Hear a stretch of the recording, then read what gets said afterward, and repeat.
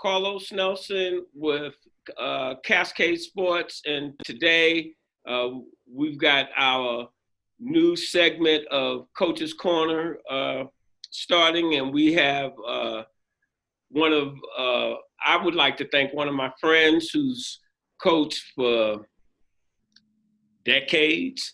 And the last coaching position that I know he coached at was Rockhurst High School, where he went out with the state championship. Coach Mark Nusbaum. How you doing, Mark? Carlos, I'm doing great. I'm doing fantastic. Hey, Coach, do a real quick rundown, Mark Nusbaum. I want you going all the way back to your high school days, if you played, and your relationships, and how you got into coaching at Rockhurst.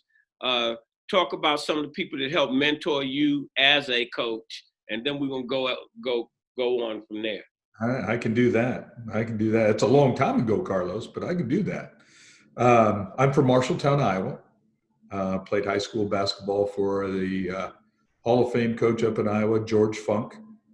And he was was he old school? Well, he was a coach in the 60s and the 70s and the 80s and the 90s, and he was around Marshalltown, Iowa for a long period of time. But he's one of those guys that I would never call him George. It was always Coach, and it was fun to go back and watch him, and it was fun to know that he was watching what I was doing. But I played ball for him. I want to interrupt you, Coach. When I think old school, was he Bobby Knight type? Back in the day, our day, I told you I'm 69. You wore your blazer, you had your tie on, and as you say, no first name, Coach. Yeah. That old school is what you're talking about? Yeah, we wore sport coats for game day, sport coats and ties, rode on the bus. We played teams out of Des Moines and Ames and Mason City and Cedar Rapids, and we were in the big class in the state of Iowa. And he was, I wouldn't say he was a hardcore disciplinarian, but you did it his way. Otherwise, he didn't get yelled. You weren't yelled at per se. You weren't degraded. You were just demoted. It was time to go to the bench, and you knew if something didn't go right. You knew it. So from there, I went to Northwest Missouri State and I played a couple of years of JV ball. They still had JV ball then at that time. Then I became a student assistant for Coach Larry Holly, who ended up moving to William Jewell. And I think it would have been one of those situations where they call it like basketball development or whatever. I was that original guy. I was helping coach to JV. I was keeping stats. I was getting food delivered on road trips. Whatever Coach Holly needed, I was the guy, and did that for 2 years.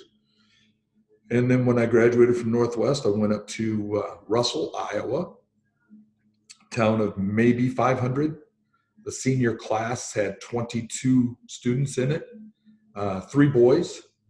19 girls, and I was the head basketball coach at age 22 for 3 years there.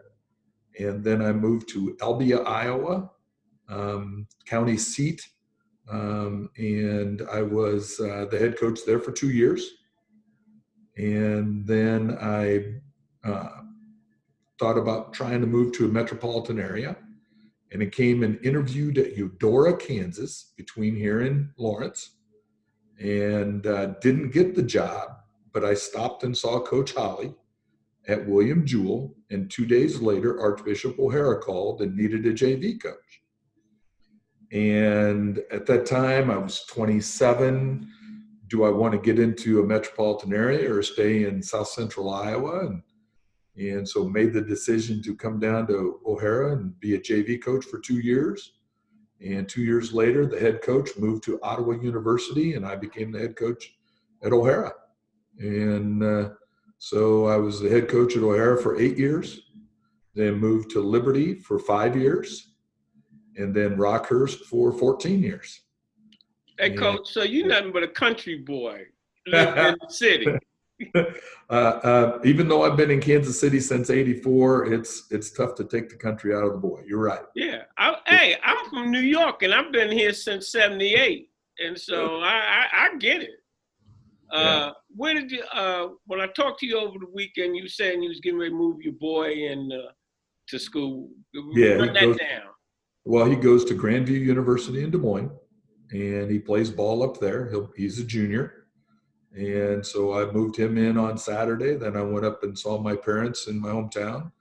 They're still running around Marshalltown, Iowa. And so I got to see them. And so now I drove back last night. I've got a son at Ottawa University. He's a freshman at Ottawa, and he plays football. And then my daughter just finished her college career. She played volleyball at Lipscomb University. And then she played a year of beach volleyball, or at least she was there at the University of Washington. But COVID took care of that. So now she's back, and she's an assistant volleyball at Olathe, coach at Olathe South. And she's going to coach club volleyball for KC Power. So, about the time the boys are moving out, daughter moved back, and COVID kind of took a toll on her and some opportunities. But the nice part is she's working and she's coaching and she's playing. She just played a beach volleyball tournament this past weekend, had a blast doing it. So she's daddy's girl. Daddy's girl. I would like to think that she wanted to move back because of, she wanted to be close to mom and dad, but no, it was just how the situation presented itself. I watched her little career come up because you would post, and I would see you posting her, and when she was even in high school.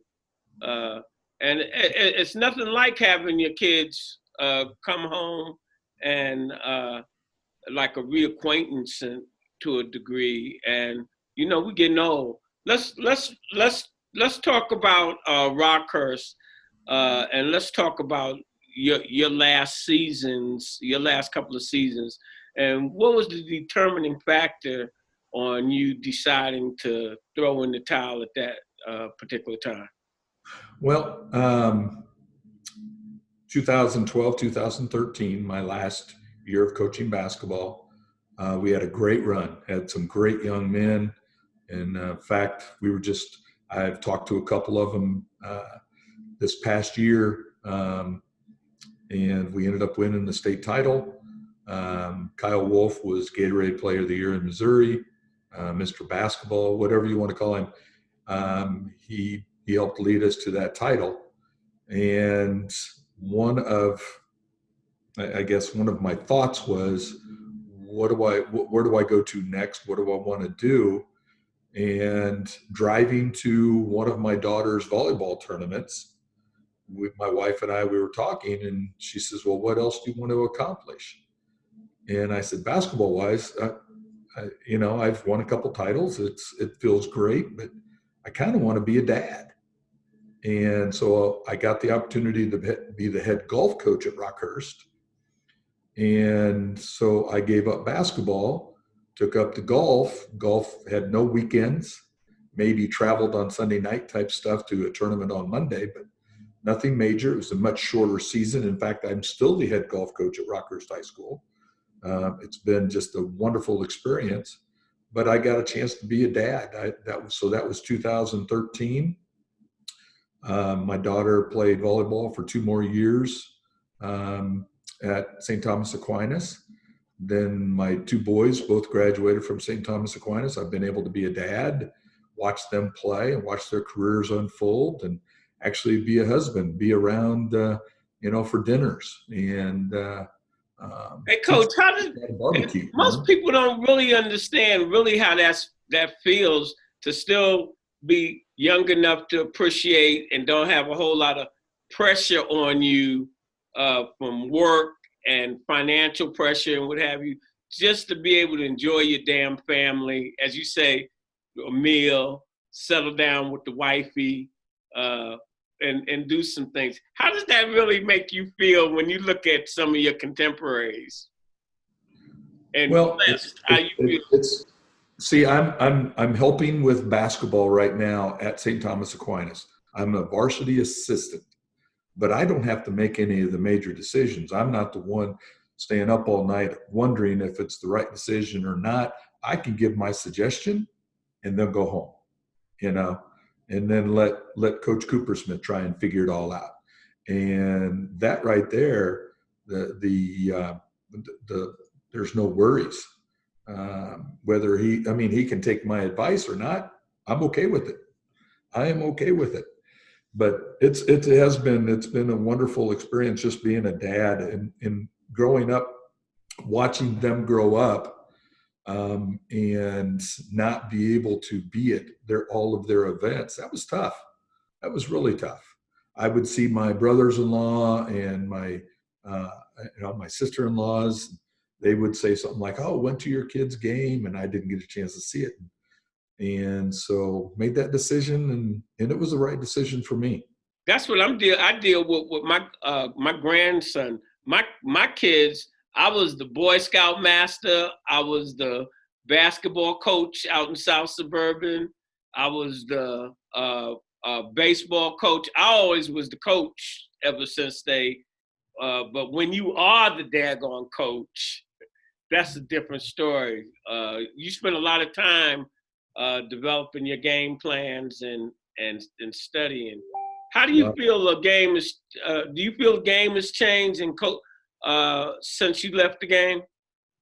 Oh, since I left the game, I was going to go all the way back to when I played in high school. It's just How have you seen run it down? How you seen the game change? Well, for one, when I played in high school in the 70s, you played for your high school. You played for your town. It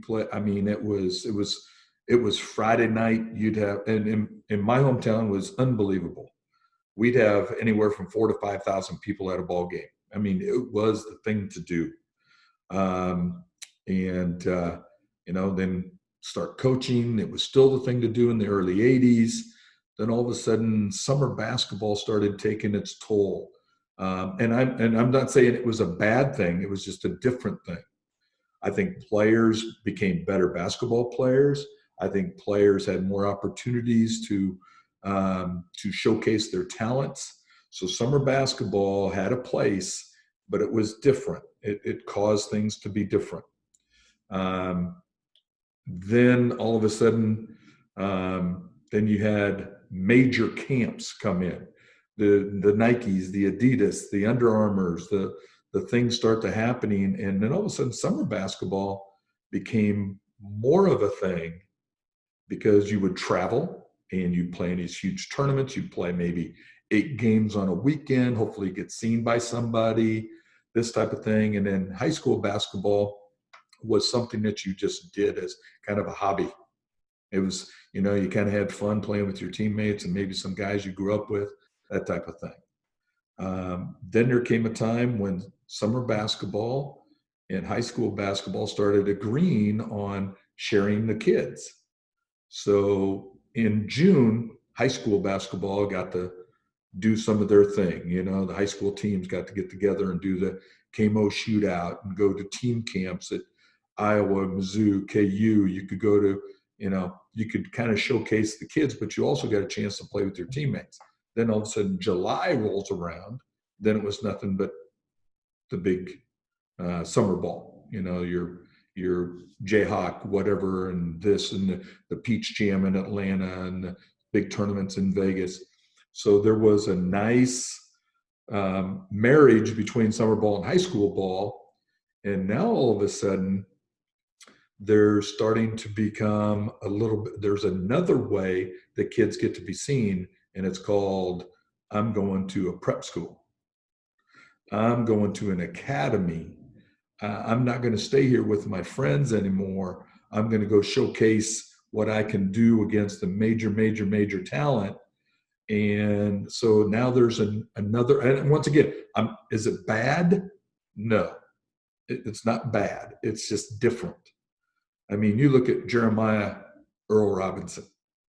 I mean, if he stays here in Kansas City, does he end up at Villanova? I don't know. I don't know. But he goes to IMG, and next thing you know, he's at Villanova. That's a heck of a move for the young man. That was a wonderful, wonderful thing for him, you know? And so now there's another component to a young man, young woman even, getting an opportunity to play at the next level because of a choice that they made. So now there's high school, there's summer, and there's prep schools. So those are three totally different entities that, you know, you try and make them at least have some sort of cohesiveness, which is awfully tough to do. I see it somewhat the same way. You've given me a different view on, because I was more all of that money being brought into the sport. Basically, you more diplomatic than I am, but and I think I need to try to get in that frame of mind. It's different instead of saying it's different. Man. It's a different thing. Well, yeah. Because let me say this, Coach. When I first started the company, maybe 2 years after, they had a big tournament here, and they had all the top presidents of the shoe manufacturers, and I was listening to the radio, and the Adidas guy was talking, and you know, they were saying how when they were talking to the coaches, and we're talking almost 10 years ago, that the brand name coaches were saying it wasn't the same traveling how it was 30 years ago, 25 years ago. Going to the tournaments, you go to Vegas, that was a big, real big. And now it's almost like you go to the flop house, you go to these hotels, and then it's from here to here. Then they were comparing the training styles of the Europeans in the summertime, where they're working on their skill set while we're running up and down the court. And I've been deaf on the industry because they have put this money in it. And a lot of coaches, it's sad to say, but as I tell you, I try to speak truth to power. A lot of them are in it for the money, because we're living in this such tight economic time. You finish school, what camp can I, and it's, I put it all on these big shoe companies. And then where we had basketball for the sake of basketball when I came here in '78, because my kids, I coached out at South Suburban back in the '70s, and it was about the sport. It wasn't and the kids. Yeah. And now it's more about a brand. Yes, the kids, personal trainers, and all of that is, like, to me, money being brought in, and a lot of times it's taking the sport in the wrong direction. Because I don't know whether I ever told you that I used to run for the United States track team. And and my day, it was amateur athletics, even though that was a farce then, but at least they had some type of cover. And now it's just like, it's straight out dollars and cents, and I'm gonna make your kid the next Michael Jordan, where the kid can't even dribble across the street, but you give me this $100 a month or whatever it takes. Right. Well, that was, you know, you're talking about when I grew up, it was called AAU, the Amateur Athletic Union. That was maybe an opportunity to go play in the summertime for a couple weeks. That was it. It wasn't all summer long either. It was a couple weeks. I laughed because I got to go play in the state AAU tournament in Des Moines. All right. That's big. That was big business. It was big. It was fun. And we represented our town. We had a great time. But now for these kids, if they're not traveling to Dallas or Minneapolis or Philly or Orlando or Atlanta or Vegas or whatever, it just doesn't feel the same to them. Well, That's Good, what I was good talking to you about, having a show and what have you, having coaches that can really talk from the heart. To me, and I know this is often, it's like our nation being ruined right now. Is this what America's about? Is this what our sport? Is this what real sports is about? What we're seeing, the commercialism in it, and they have virtually taken away where kids can practice. The schools own all the gyms, the city parks and rec. Once upon a time, you could go rent a gym for little or nothing and right. have a league or what have you. And I know you grew up outside if you was in Iowa playing out on the court. We played in either in the driveway or down at the park. So we did. And I think all of that is lost to commercialism in our city. Who do you think, or have you paid attention, is going to have the best team, the top 5 teams coming up for 221? Oh, goodness. Well, I think right now, I think the best basketball player that's going to be in Kansas City is a young man by the name of Mark Mitchell at Bishop Miege. He's really good. Where does he go? Bishop Miege. All right. What does he play? He is about I'd say 6'7", 6'8", and he can play anywhere he wants to, though. He's got a great work ethic. Talking to his coaches, he's in the gym in the morning shooting. He's in the gym in the afternoon. First one in, last one out type of kid, and that's great to hear. That is just great to hear. He has a basketball IQ, did they say? He's got a great basketball IQ. And it's unfortunately when we play against him, he's good. He's really good. But when we're watching him, I enjoy watching him because he doesn't take over a game unless he needs to. And so it's fun to watch him. Tell me this. Do you think that the kids nowadays have a basketball IQ as a whole, the kids? And do you think that they even know the history of basketball? I think there's a handful of kids that have a great basketball IQ. And I know that there are some basketball programs, high school and summer ball, that actually teach fundamentals, actually go through it. I was just thinking the other day, I would love to take some kids over to Lawrence and take them to Naismith's grave. And you got Fog Allen and James Naismith, 2 of the founders of the game, and buried in Lawrence, Kansas, a half hour away, and take them and start talking to them about the game. I was watching Glory Road the other night, and I was thinking about Adolph Rupp and what he represented in basketball compared to what Haskins meant to basketball.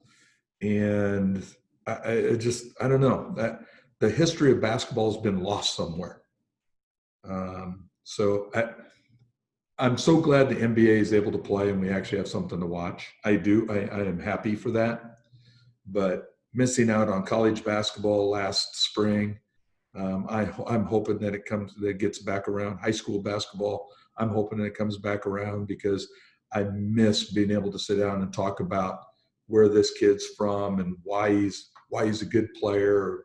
Why is this young man going to this college and the history of this college? And I miss all. Coaches really promote basketball IQ. There's 2 things: basketball IQ and studying the origin of the games, and how they say a guy like a Kobe Bryant, and there's certain ones that just knew everything. Mike Tyson knew everything about boxing. Do you think that the coaches are putting a lot of emphasis on them to where that makes you a better player? I don't know if it happens anymore. I don't know if coaches think that that's a means to an end. I would love to think that we have high school coaches and college coaches and summer coaches that appreciate how the game has changed and what's happening and why, why you do the Mikan drill with the big guys around the basket, why you do ball handling drills like Pistol Pete. I mean, things that I grew up with are still pertinent today. Some of these kids wouldn't even know who Pistol Pete is. And that's unfortunate. Right. That's the part. Yeah. George Mikan, that you say Mikan, they be like, what's that, a new beer or what are you talking about? That's exactly right. And so I'm watching James Harden last night. James Harden might be one of the best offensive players ever. See, I don't watch NBA. I don't watch sports in general. Is he that good? They've been talking about him in the last 5 or 6 years. The dude can score. He can just flat out score, and I'd love to know what he does. I'd love to know what he works out. That's something I don't know. I would love to go. I would love to go up to Toronto and watch Nick Nurse's practices. I would love to see what he does. He just lost one of the top players in the league, and his team is still in the battle for the title. He's done a heck of a job. Of course, he's an Iowa boy too, so that makes it feel, that makes me feel good. But from my day, it was the Cyclones and what's the other major Iowa institution there? The Hawkeyes. Those were the ones that we were looking out for, and they had good at different times. They had good programs. Yeah, they did. But hey, Coach. Yeah. In closing, what would you have to say to athletes, parents? What would you say to a young freshman athlete? Some advice, and what would you have to say to the overall coaching community as a coach and a winning coach? All right. Well, one of the first things I would tell a freshman coming into high school, play more than just basketball. And go enjoy the high school experience. You may think you're a really good basketball player, but you might end up being better at track. You might end up being better at football. You might end up being better at speech and debate. I don't know. Go enjoy the whole experience. Don't funnel yourself into one thing at age 14. Give it a shot. Give something a shot. For the parents, I would say, be careful what you pay for. Make sure that if you're going to have your son join this group or this team or whatever, make sure that they're getting the fundamentals.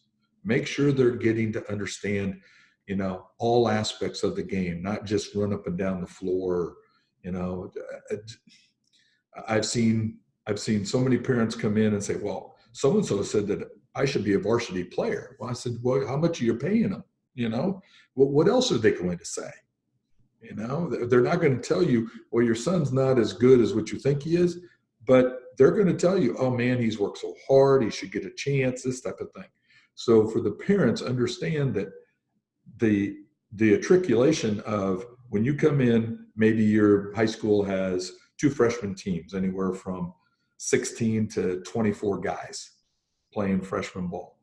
And then sophomore ball, if you even have a sophomore team anymore, then then the numbers trickle down. There were years that I had 2 seniors. There were years that I had 10 seniors. And it's not an easy thing. As you go through each level of the game, there's always looking over your shoulder. There's always someone there trying to take your spot. And so just parents, please understand that as coaches go through this, they're not trying to pick a team to lose. They're trying to pick a team to win. That's still part of it. They're trying to pick a team where all the kids get along and can fit into You know, I guess a group of guys that can be teammates, not just form a team, but be teammates. And for the people out there about the game of basketball, just understand that this game has been around a long time. And no matter what you see, it's probably been done before. And, you know, I stole stuff from Coach Holly. I stole stuff from my coach in Iowa. I stole stuff from Coach Self. I stole stuff from Norm Stewart. I mean, I'm still, if I see something on a game, I make sure if it's recorded, I'll look at it and see if it can fit the personnel that we have. And that's all what you're trying to do. That's what I love about high school, is that you try and find something that fits your personnel. You don't necessarily try and find just personnel to fit your style. Allow kids to play. So. One last question, final question, because Cascade Sports is home of the student athlete. Let's talk about that student part. Well, you look at me. I wanted to be a professional baseball player, Carlos. That didn't happen, man. I couldn't hit the curveball, couldn't hit the off-speed stuff, you know. And so education gives you the opportunity to go do something that you enjoy doing. Whether it's get that piece of paper from college, get that piece of paper, whether it's in, mine originally was in physical education and health. That's what mine is. And now I teach math, you know, I love mathematics. So it's one of those that get that piece of paper and then put yourself out there. Don't be afraid to put yourself out there. That's what I try to get our kids to understand. Use sports as a springboard to other portions of life. Education is so expensive now. If you can be a student athlete, you're blessed. Use that to get an education that might take care of you for the rest of your life. That's right. But in closing, as we always say, when you invest in your community, you're really just investing in yourself. That's great, Carl.